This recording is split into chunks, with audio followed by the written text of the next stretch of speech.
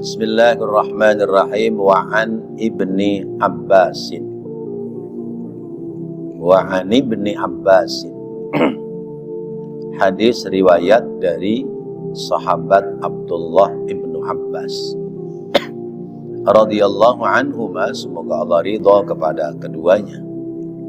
Filladzi, tentang laki-laki, ya'ti, yang mendatangi, imra'atahu, istrinya, wahia haidun, sedangkan istrinya sedang haid. Paham gak nih? Hadis ya, cerita tentang laki-laki yang mendatangi istrinya saat istrinya sedang haid. Berarti kalau suami mendatangi istri maksudnya apa? Hubungan sebadan ya. Setubuh, disebut setubuh karena tubuhnya menjadi satu. Qala, Nabi menjawab, Nabi menyampaikan, yatasaddaqu bidinarin au nisfi dinarin. Yatasaddaqu, maka dia, si laki-laki yang mensetubuhi istrinya dalam keadaan haid, harus bersedekah. Dengan apa? Bidinarin, dengan uang 1 dinar, au nisfi dinarin, atau setengah dinar. Rawahul khamsatu, meriwayatkan hadis Imam yang 5. Wa sahahahul hakimu wa ibnul Qattani, dan membenarkan yaitu Imam Al-Hakim dan Imam Ibnul Qattan, wa rajjaha ghairahuma waqfahu. Mari bapak-bapak kita baca terlebih dahulu. Bismillahirrahmanirrahim. Wa an ibni Abbasin, dan dari sahabat Abdullah ibnu Abbas, filladzi, tentang seorang laki-laki, ya'ti, yang mendatangi, imra'atahu, kepada istrinya, wahia, sedangkan istrinya haidun, dalam keadaan haid. Qala, Nabi bersabda, yatasaddaqu, ia bersedekah, bidinarin, dengan uang 1 dinar, au nisfi dinarin, atau setengah dinar. Rawahul khamsatu, meriwayatkan hadis Imam yang 5. Bapak-bapak, hadirin dan saudara-saudara, bahwa wanita yang sedang haid itu kondisi keadaannya sedang kotor. Wa yas'alunaka 'anil mahid qul huwa adzan fa'tazilun nisaa fil mahid. Mereka pada bertanya kepadamu, wahai Nabi Muhammad sallallahu alaihi wasallam, tentang perempuan yang sedang haid. Kata Allah, jawab saja wahai Nabi, huwa adzan, itu adalah kotoran. Fa'tazilun nisaa, maka hindarilah wanita-wanita, yakni istri-istrimu, fil mahidhi, di saat sedang haid. Menghindari istri saat sedang haid artinya tidak melakukan hubungan sebadan. Adapun tamattu, mengambil kesenangan yang lain, boleh. Ya, sekedar mencium, mencumbu, atau bermain-main di atas pusar, itu boleh. Yang tidak boleh itu di bawah pusar. Ya. Maka ketika kemudian seorang suami yang baru pulang dalam perjalanan jauh, dalam waktu yang lama, kemudian ketika sampai di rumah lampu merah, kan repot. Akhirnya terjadi musibah, ya. Nerabas lampu merah. terabas lampu merah kan musibah itu. Ya, bisa tertabrak dari arah yang lain, bisa diperiwitin sama polisi. Nah itu berarti seorang laki-laki, seorang suami melakukan pelanggaran. Karena itu Nabi kemudian mengajarkan bagi laki-laki yang melanggar terabas lampu merah, maka dia membayar sedekah uang 1 dinar atau setengah dinar. Lalu berapa 1 dinar itu? Uang dinar itu ada 3 macam. Ada dinar Kuwait, ada dinar Arab, ya, Arab itu ya negara Arab termasuk Arab Saudi. Lalu ada dinar Irak. Itu nilainya beda-beda. Kalau dinar Kuwait itu 1 dinar itu 53.394,10 rupiah. Ya, gampangnya 53.400. Itu 1 dinar. Berarti kalau berpedoman kepada uang dinar, bagi laki-laki yang terabas lampu merah istrinya, bayar ya, sedekah sebesar 53.400 rupiah. Kepada siapa? Fakir miskin. Kalau menggunakan dinar Arab itu 1 dinar 4.450.000. Gede. Paling gede ini 4.450.000. Berarti kalau terabas lampu merah sama istrinya, bayar denda ya 4.450.000. Aduh, lumayan juga ini. Kalau mengambil setengahnya berarti 2.225.000. Masih gede juga. Itu dinar Arab. Kalau menggunakan dinar Irak lebih murah sedikit, yaitu 1.310.000. Ini saya mencoba lihat di Google ya, konversi tentang uang rupiah dengan dinar, baik dinar Kuwait, dinar Arab maupun dinar Irak. Berarti kalau pakai dinar Irak ya, dendanya 1.310.000. Kalau separuhnya berarti 1.160.000. Kurang lebih segitu. Nah ini denda sebab melakukan kesalahan karena istri sedang haid itu diterabas.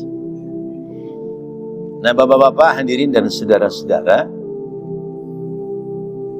bagaimana pendapat para ulama? Qaulus syarih, perkataan sang pensarah kitab ini, bihadzal hadisi akhadha ulama'udz zahiriyatu annahu tajibul kafarata ala man ata haidhan bit tasadduqi bid dinari aw binisfihi kama huwa zahirur riwayat. Ulama zahiriyah, ulama yang mengambil zahirnya hadis itu mengatakan bahwa orang laki-laki, suami yang menggauli istrinya dalam keadaan haid wajib bayar namanya kifarat. Jadi sedekah di sini dihitung kifarat, ya. Denda, kena tilang. Kena tilang, pasalnya nerabas lampu merah. Kena tilangnya banyak juga, ini gede ya. Ya. Ini zahirnya hadis. Wa bihi qala al-Imam Ahmad. Yang berpendapat seperti ini adalah Imam Ahmad ibnu Hanbal. Wa dhahaba Syafi'i wa Malikun wa Abu Hanifata. Wa riwayati an Ahmad annahu la tajibul kafarata ala man ata haidun. Kata Imam Syafi'i, kata Imam Malik, kata Imam Abu Hanifah, beda dengan kata Imam Ahmad bin Hanbal. Kata tiga imam, la tajibul kafarata, enggak wajib bayar kafarat. Wah, enak ini. Enggak wajib bayar kafarat. Ala man ata haidun, bagi orang laki-laki yang mendatangi istrinya sedang haid. Balil wajibu alaihil istighfaru wa taubatu, tetapi wajib baginya beristighfar dan bertaubat. Enak, nggak pakai modal duit. Ya, cukup istighfar sama bertaubat, janji tidak untuk mengulangi kembali. Di sini berarti ada barang halal tetapi haram. Barang halal itu berupa istri, karena sudah dibayar mahar mas kawin, sudah ijab kabul, tetapi haram digauli karena dalam keadaan haid. Jadi ternyata tidak selamanya yang halal itu boleh. Kadang-kadang ada halal yang tidak boleh.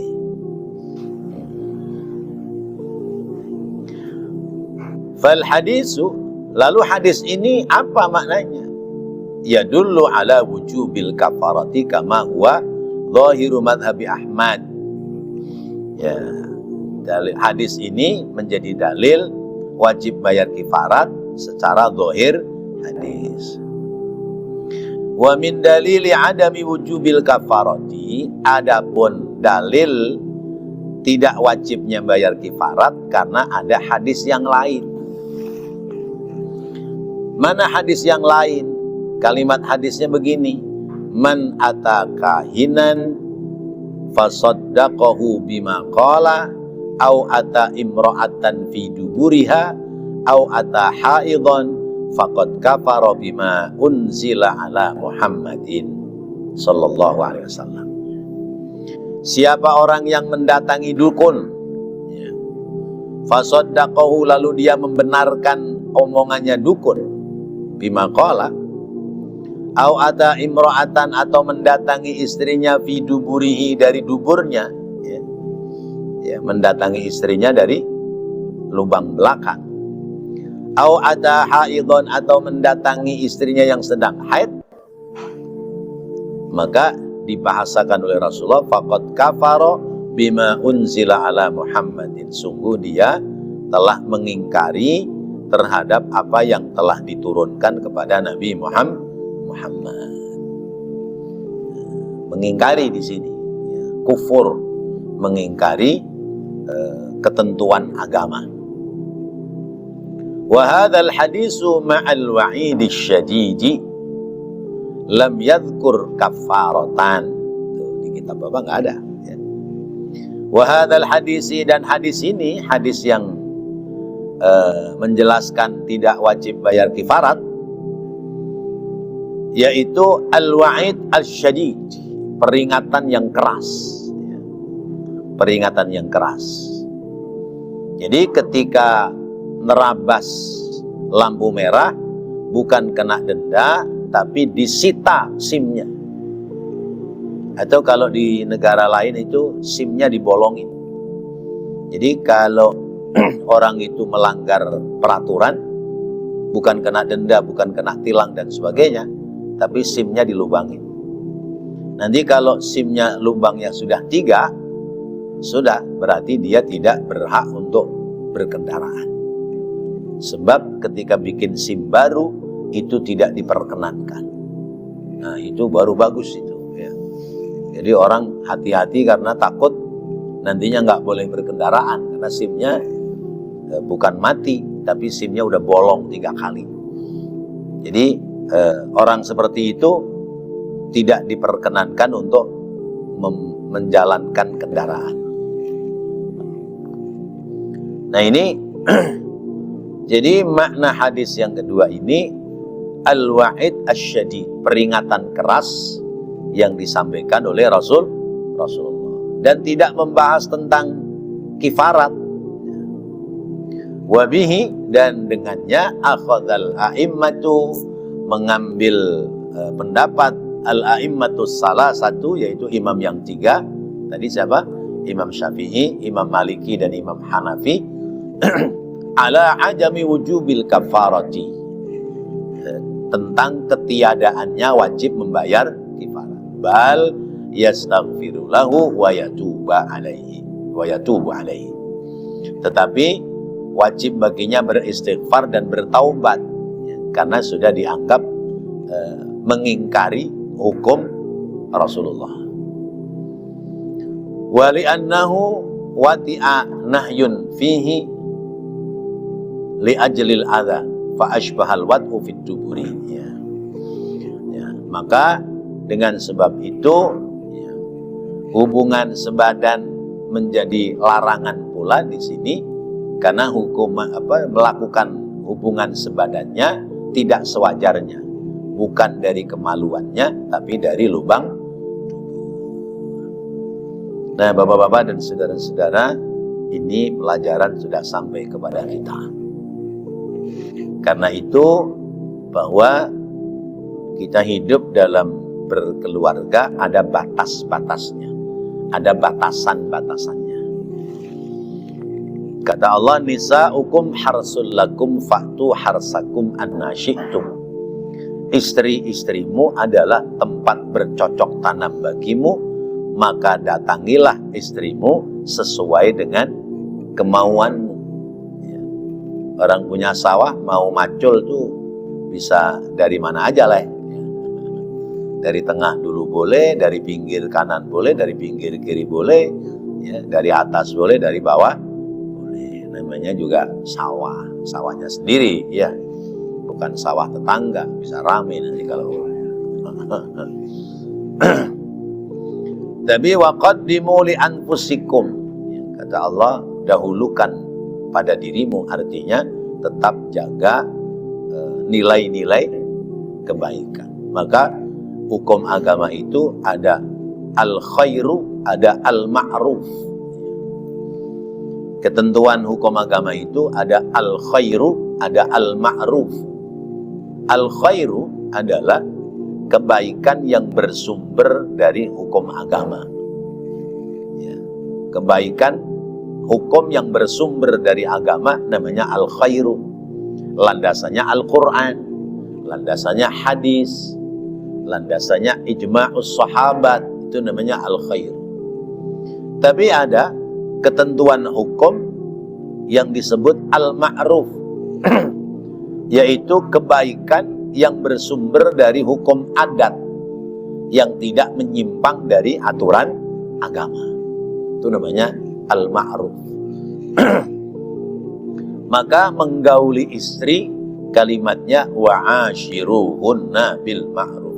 Pergaulilah istri-istrimu dengan cara-cara yang ma'ruf, dengan cara-cara yang baik menurut adat ketentuan masyarakat setempat. Namanya orang nikah itu kudu ngelamar dulu, ya. Ngelamar, silaturahim keluarga laki-laki kepada keluarga perempuan, nanya itu anak perempuan ya masih lajang atau sudah ada dalam lamaran orang. Terus sesudah itu namanya khitbah dalam Islam. Sesudah itu baru kemudian membuat kesepakatan ijab qabul akad nikah. Ya. Wajibnya adalah akad nikah. Resepsinya wajib apa sunnah? Sunnah. Tapi kalau ada orang nikahan nggak pakai resepsi, bagaimana omongan orang? Ya Allah, miskin banget sih itu orang, bikin resepsi aja nggak bisa. Atau misalnya orang itu mampu tapi nggak bikin resepsi, apa kata orang-orang? Dasar orang pelit. Ya, nikahan doang, selamatan aja yang diundang 10 orang doang. Ya Allah, ya, nggak boleh tetangganya ikut ngerasain makan enak, pelit banget. Nah itu berarti sekalipun secara hukum agama itu boleh, tapi berarti menyalahi adat tata aturan yang berlaku di masyarakat. Nah, itu namanya al-ma'ruf. Adapun resepsinya, batasannya seperti apa? Nah, tentu sesuai dengan kemampuannya masing-masing. Nah, kalau dalam resepsi dicampur maksiat, berarti namanya iltibasul haqqo bil batil. Mencampur adukkan kebenaran dengan kebajilan. Ya. Misalnya dalam resepsi itu disediakan minuman keras. Jadi menjamu tamu dengan mempersiapkan minuman keras cap topi miring. Biarin pada miring-miring, sekalian naikin tuh organ tunggal, biduannya joget sekalian. Nah, pada minum cap topi miring, jogetnya pada miring-miring sampai pada nyungsep. Nah, itu berarti iltibasul haq bil batil. Mencampur adukan antara yang hak dengan yang batil. Padahal Nabi mengajarinya aulim walau bisyatin. Ya. Buatlah walimah sekalipun dengan sate. Ya. Sate itu dari bahasa Arab, syat. Ya. Syatun itu qit'atun minal laham. Ya. Buatlah walimah, ya. Sampaikan berita, ya. Iklankan, kabarkanlah kepada lingkungan masyarakatmu, tetangga saudaramu, kawan-kawanmu tentang pernikahan sekalipun dengan seiris daging. Ya, jadi syat itu qit'atun minal laham. Maka sate itu diiris-iris. Ya, diiris-iris, ditusuk-tusuk, dibakar, campurin kecap sama bawang, jadi udah. Makanya makan tuh nggak sama macam-macam. Yang penting ada kecap, ada bawang, udah beres dah. Daging kambingnya belakangan. Masya Allah. Baik. Jadi tidak ada bayar kifarat, tapi cukup dengan istighfar dan bertaubat.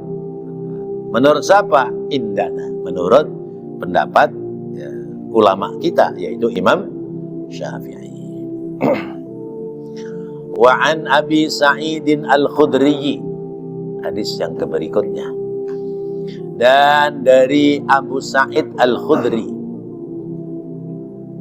radhiyallahu anhu, semoga Allah ridha kepadanya. Qala, dia berkata, qala Rasulullah, telah bersabda Rasulullah sallallahu alaihi wasallam, alaysa idha hadatil mar'atu lam tusalli wa lam tasum. Alaysa, bukankah, idza hadat, apabila sedang haid, al-mar'atu, seorang perempuan, lam tusalli, ora salat, wa lam tasum, dan ora puasa, tidak salat dan tidak puasa.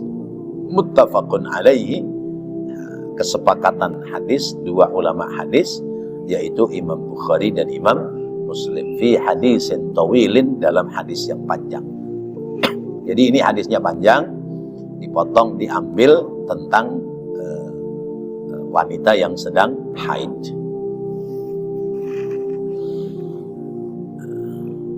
Qaulu syarih tamamuhu kama fil Bukhari, sempurnanya sebagaimana dalam hadis riwayat Imam Bukhari. Qulna bala, kami berkata ya. Qala fadzalika min nuqsani diniha. Nabi menjawab, maka itu adalah termasuk kekurangan daripada agama perempuan. Orang perempuan itu agamanya kurang, tidak seperti orang laki-laki. Apa yang dimaksudkan? Qala al-musannif fi Fathil Bari, berkata sang pengarang kitab dalam kitab Fathul Bari, isy'arun bi anna man'ul haidi minas salati was saumi kama sabata bi hukmi syar'i qabla dzalikal majlis. Jadi tentang mencegahnya orang haid atau tiada mengerjakannya salat bagi orang haid atau puasa bagi orang haid, itu hukumnya sudah qat'i, sudah tetap. Jadi perempuan yang sedang haid itu tidak wajib sholat, juga tidak wajib puasa. Sholatnya nanti kalau sudah selesai haid dibayar apa enggak? Enggak. Kalau puasa bayar. Kenapa beda? Nah, giliran sholat enggak usah bayar, tapi giliran puasa wajib bayar. Kenapa beda? Padahal tingkatan syariatnya lebih besar, lebih tinggi mana? Puasa apa sholat? Sholat. Lebih tinggi sholat daripada puasa. Tapi kenapa yang suruh bayar puasa, sementara sholat enggak? Karena ada kaidah ad-dinu yusrun, agama itu mudah, maka yang mudah jangan dipersulit. Kalau orang perempuan harus bayar sholat ketika haid, ribet apa enggak? Berarti setiap sholat 2 kali sholat. Haid seminggu, ya. Kalau haidnya 7 hari, berarti hari bersihnya ada tinggal berapa tuh? 23 hari. Kalau 30 hari ya. Berarti 23 hari, ya. Itu yang 7 hari sholatnya double terus. Itu kalau haidnya 7 hari. Sekarang kalau perempuan haidnya 15 hari, gimana kira-kira? Berarti sholatnya double terus. Iya, 2 kali terus. Zuhur 2 kali, asar 2 kali, maghrib 2 kali. Repot nggak? Repot. Maka ad-dinu yusrun, agama itu ringan, agama itu mudah. Sementara puasa itu ibadah yang sifatnya tahunan. Dalam 1 tahun hanya cuman satu bulan. Kemudian bayarnya bisa kapan saja. Maka kemudian menjadi ketentuan hukum, wanita haid yang meninggalkan sholat tidak wajib membayar sholat, sementara yang meninggalkan puasa tetap wajib bayar puasa. Itu jadi elatnya dari situ, sebabnya dari situ. Wastadalla bihi ala anna al-haid yahrumu 'alaiha shalat was-shiyam. Menjadi dalil bahwasanya wanita yang sedang haid haram hukumnya sholat, haram hukumnya puasa. Jadi ada orang sholat hukumnya haramnya kalau lagi haid. Berarti perempuan haid sholat malah jadi dosa. Lah haram kan kalau dikerjakan berdosa, kalau ditinggalkan nggak berdosa, ada pahala. Ada orang sholat malah dosa. Siapa? Perempuan yang sedang haid. Nah, itu. Nah. Kemudian puasa juga haram. Ya, misalnya orang perempuan puasa udah sehari, tinggal kurang setengah jam datang haid, batalin apa enggak tuh? Batalin, karena dibatalin nggak dibatalin tetap batal puasanya. Ya Allah, tinggal setengah jam lagi maghrib ya, sayang bener. Ya mau dibilang apa? Memang itu sudah disebutkan hadasud daimun. Li'annal haid hadasud daimun. Haid itu hadas yang kontinu, hadas yang terus-menerus pada setiap bulannya. Khususnya bagi perempuan yang masih usia masa subur. Wali anna Allah lam yukallif abdahu ala kallafatin. Sementara Allah tidak mau membebani kepada hambanya dengan beban yang berat. La yukallifullahu nafsan illa wus'aha. Allah tidak akan membebani beban-beban yang berat pada setiap hamba kecuali atas batas kemampuan. Fasaumu kallafatun wal haidu kallafatun. Ya. Salat, puasa itu beban, haid itu beban. Ya. Orang sedang haid, orang sedang puasa haid, ya udah berarti beban puasanya kalah, jatuh karena sebab beban haid. ghaira anna Allah Ta'ala aujaba 'alaiha qada'us shaum wa lam yujib qada'us salat li hikmatin dhahiratin. Maka Allah mewajibkannya mengqadha puasa dan tidak wajib mengqadha salat. Inilah yang disebut bahwa an-nisa'u nuqsanu dinuha. Perempuan itu agamanya kurang karena ibadahnya tidak sesempurna orang laki-laki. Laisal murad binaqsiddin, bukan berarti agamanya kurang itu terus dia tidak punya kualitas agama. Wa innamat tanbihu wat tahdhiru 'alaiha minal iqtitani. Tetapi yang dimaksud dalam mengerjakan syariat agama itu ada yang kurang.